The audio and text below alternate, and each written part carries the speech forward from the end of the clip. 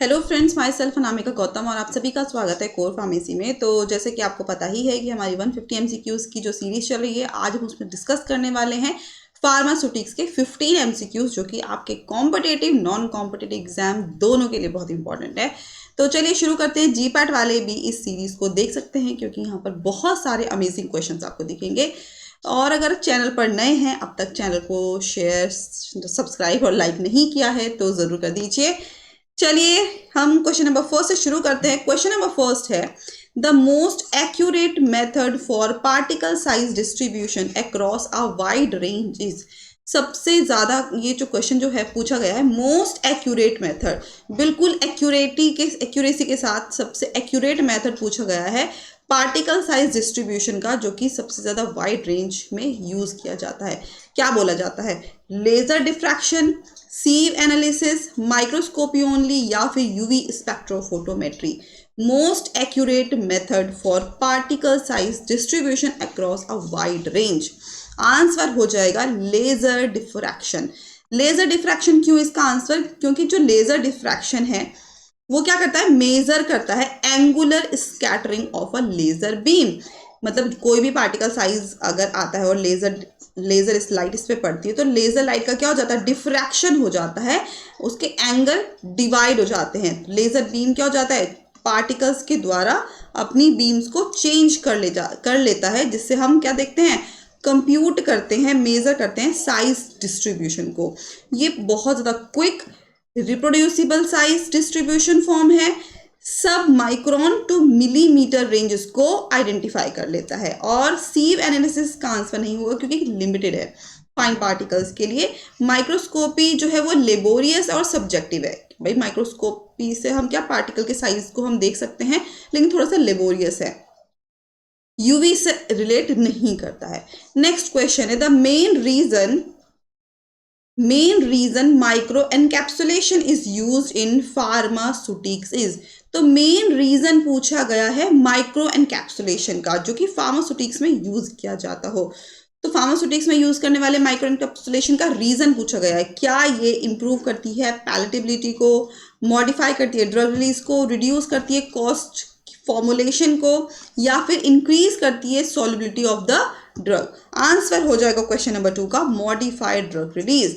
देखो micro encapsulation pharmaceutics में use किया जाता है ताकि ड्रग रिलीज को और ज्यादा मॉडिफाई किया जा सके, क्योंकि जो माइक्रो एनकैप्सुलेशन है वो सस्टेन रिलीज होते हैं, कंट्रोल रिलीज होते हैं, और जहां पर हमें ड्रग का एक्शन चाहिए तो targeted release of drug action है।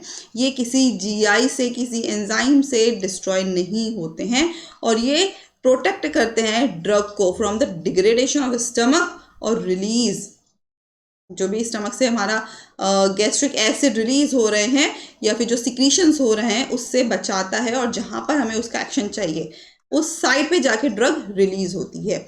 इंप्रूव पैलेटेबिलिटी इसका आंसर नहीं होगा, क्योंकि फ्लेवर्स, स्वीटनर्स ये अचीव होते हैं पैलेटेबिलिटी में, मतलब इजीली गोइंग होते हैं, हम पसंद करते हैं, वाओ इसमें क्या है, इसमें फ्लेवर्स ऐड किए गए हैं, ये टॉफी जैसी लग रही है, तो इंप्रूव पैलेटेबिलिटी को। रिड्यूस कॉस्ट ये अनरिलेटेड है, क्योंकि ये इंक्रीज करता है कॉस्ट को उसकी टेक्नोलॉजी के हिसाब से। और इंक्रीज सॉल्युबिलिटी इसका आंसर नहीं होगा, क्योंकि सॉल्युबिलिटी एनहेंस करता है। सॉल्युबिलिटी क्या होती है? एनहेंस होती है बाय सॉलिड डिस्पर्जन, माइक्रोनाइजेशन और साइक्लोडेक्स्ट्रिन। इन सब से क्या होगा? सॉल्युबिलिटी इंक्रीज होगी। माइक्रो एनकैप्सुलेशन क्या करता है? Control release, sustain release, target release को टारगेट करता है। नेक्स्ट क्वेश्चन है, true density of a powder is best measured by. जो ट्रू डेंसिटी है किसी पाउडर की वो मेजर की जाती है एकदम खतरनाक बेस्ट तरीके से by helium, pycnometer, mercury intrusion, porosimetry, bulk density measurement, या फिर एंगल ऑफ रिपोज। तो पाउडर की ट्रू डेंसिटी को मेजर किया जाता है बाय हीलियम, साइनोमीटर से। तो क्यों? सबसे पहले ये देख लो ट्रू डेंसिटी क्या होती है। तो ट्रू डेंसिटी हमें बताती है ओपन पोर्स वॉल्यूम, कि कितने ओपन पोर्स हैं उसकी, जो हमारा पाउडर है, जो हमारे पाउडर है उसके अंदर कितने पोर्स हैं, भाई मान लो ये तुम्हारे पास बहुत सारे पाउडर्स हैं, तो इसमें भी तो जगह जगह स्पेसेस है ना, बहुत छोटे छोटे, भले ही जुड़े हुए हैं लेकिन इसमें पोर्स होंगे। तो क्या होता है, ट्रू डेंसिटी का मतलब क्या है, ये ओपन पोर्स हैं, खुले पोर्स हैं, खुले पोर वॉल्यूम है। और मेजर्स हैं the actual material solid density, इससे क्या मेजर करते हैं, सॉलिड मटेरियल की डेंसिटी को आइडेंटिफाई करते हैं। हीलियम क्या करता है, हीलियम हर पोर्स में, जो छोटे से छोटा पोर भी है वहां पर जाके पेनिट्रेट करता है, जिससे हम क्या पता करते हैं, सॉलिड की जो सॉलिड है, जो सॉलिड का वॉल्यूम है उसको हम आइडेंटिफाई करते हैं, उसको हम मेजर करते हैं एक्यूरेटली। मरकरी इंट्रूशन मेजर्स, इसका आंसर नहीं होगा क्योंकि जो मरकरी इंट्रूशन है वो मेजर करता है पोर वॉल्यूम को, but not true density. Bulk density ये इंक्लूड्स वॉइड्स, इसके साथ कुछ खेल खाल बेकार है। और एंगल ऑफ रिपोज क्या है, इससे अनरिलेटेड है क्योंकि वो फ्लो प्रॉपर्टी बताता है, वॉल्यूम नहीं बताता है। नेक्स्ट क्वेश्चन है, lyophilization is preferred for protein drug because, जो लायोफिलाइजेशन है वो प्रिफर्ड है प्रोटीन ड्रग के लिए, क्यों, क्या रीजन है, it enhances solubility, it prevents hydrolytic degradation, it reduces hygroscopicity, या फिर इट इंक्रीजेस बायो अवेबिलिटी। तो लायोफिलाइजेशन से हमने बहुत सारे क्वेश्चन किए हैं, तो बताओ आप लायोफिलाइजेशन प्रोटीन ड्रग के लिए क्यों पसंद किया जाता है, क्योंकि ये प्रिवेंट करता है हाइड्रोलाइटिक डिग्रेडेशन से, हाइड्रोलाइटिक डिग्रेडेशन से बचाता है। तो लायोफिलाइजेशन क्या है, फ्रीज ड्राइंग है जो कि रिमूव करता है वाटर को at low temperature, low pressure पे, और ये बचाता है किससे, हाइड्रोलाइटिक डिग्रेडेशन, हाइड्रोलिसिस से। तो किससे बचाता है ये, हाइड्रोलिसिस से। और हीट सेंसिटिव ड्रग्स के लिए, जो हीट की कांटेक्ट में आके डैमेज हो सकती हैं, उन ड्रग्स को भी ये प्रिवेंट करता है, और ये प्रोवाइड करता है ड्रग की लॉन्ग टर्म स्टेबिलिटी को। एनहेंस सॉल्युबिलिटी इसका आंसर नहीं होगा क्योंकि इसका मेन पर्पस तो बिल्कुल भी नहीं है। रिड्यूसेस हाइग्रोस्कोपिसिटी इसका आंसर नहीं होगा क्योंकि पार्शियली ट्रू है बट सेकेंडरी इफेक्ट है इसका। और इंक्रीजेस बायोएबिलिटी इसका आंसर नहीं होगा क्योंकि इसकी बायोएबिलिटी पे एज सच कोई डायरेक्टली एक्शन नहीं होता है लायोफिलाइजेशन का।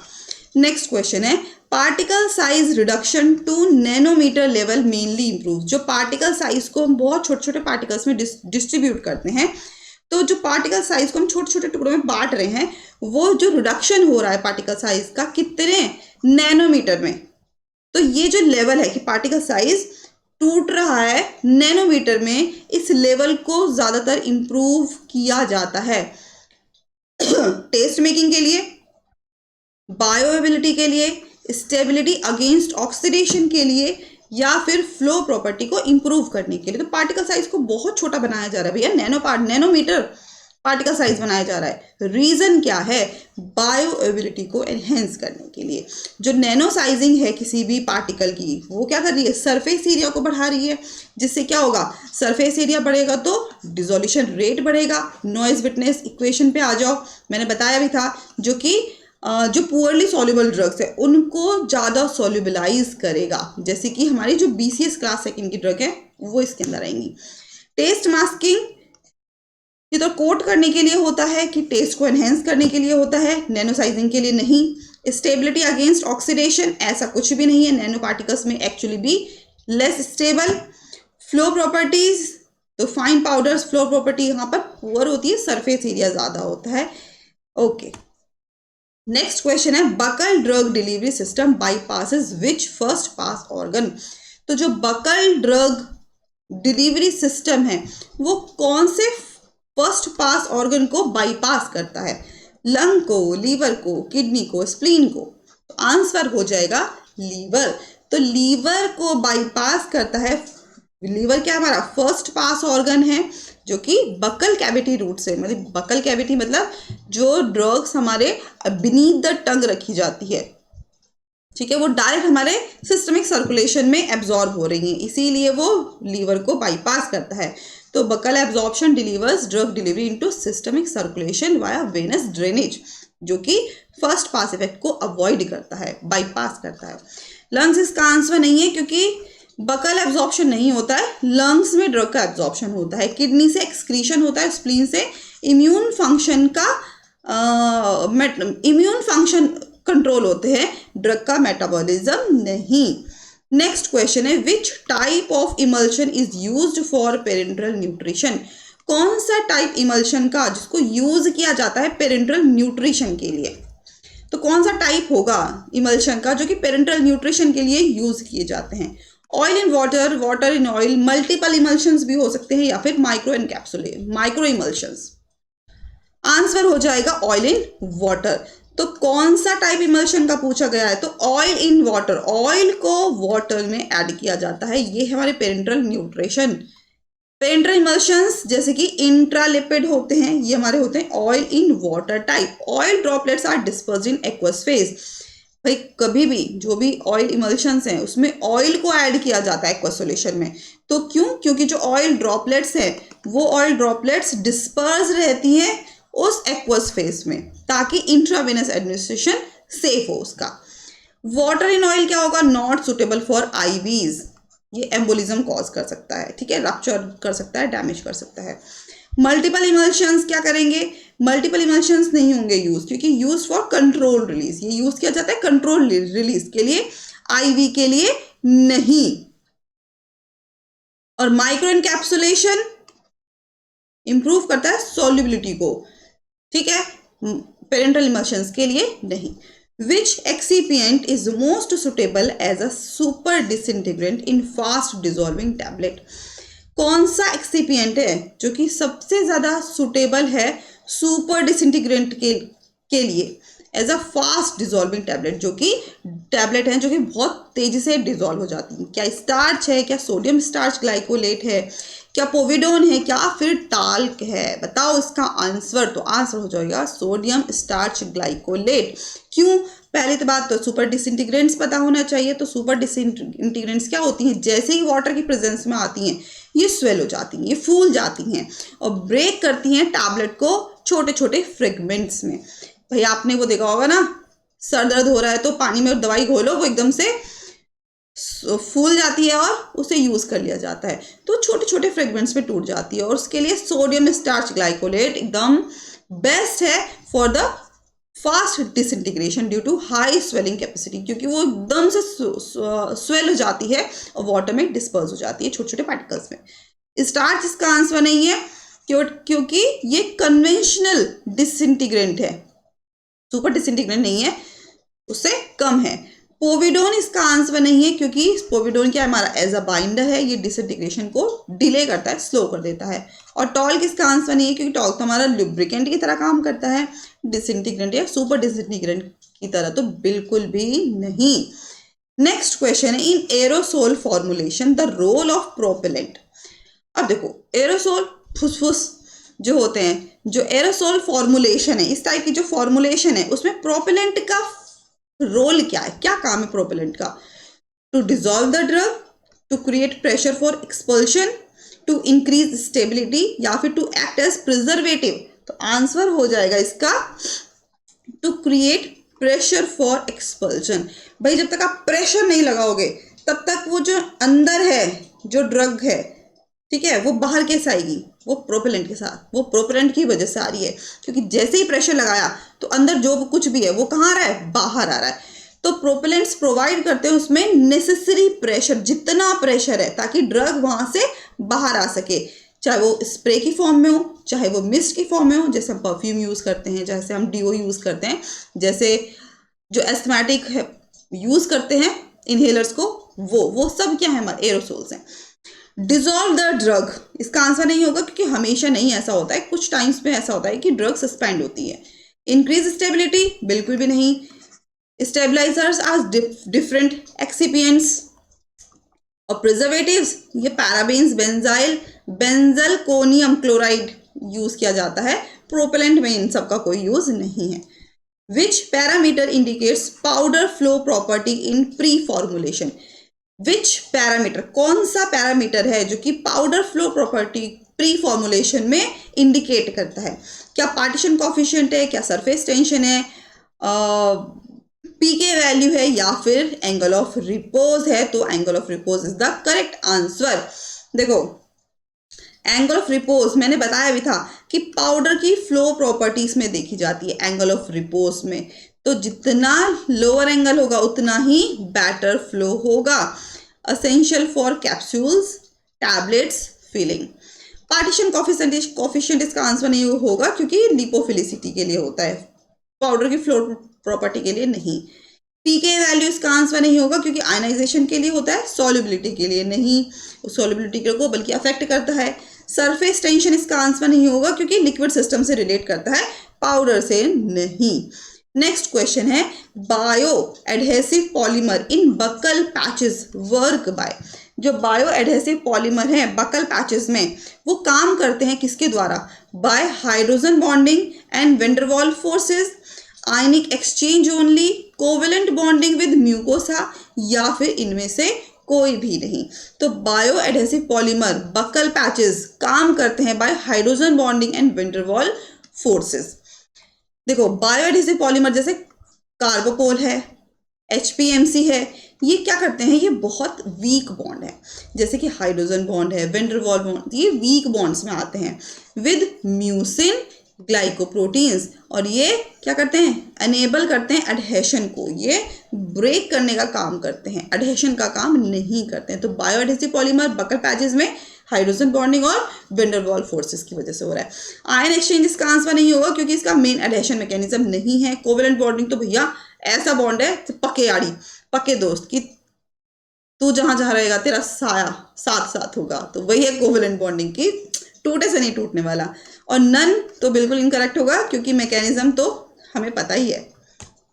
नेक्स्ट क्वेश्चन है which type of tablet is design to release drug into 2 different phases. कौन सा टैबलेट का टाइप जो कि डिजाइन होता है ड्रग को रिलीज करने के लिए 2 डिफरेंट फेजेस में? क्या वो एफरवेसेंट टैबलेट होती हैं, क्या वो कंप्रेशन कोटेड टैबलेट्स है, सबलिंगुअल टैबलेट्स हैं, या फिर बकल टैबलेट्स हैं? आंसर हो जाएगा कंप्रेशन कोटेड टैबलेट्स.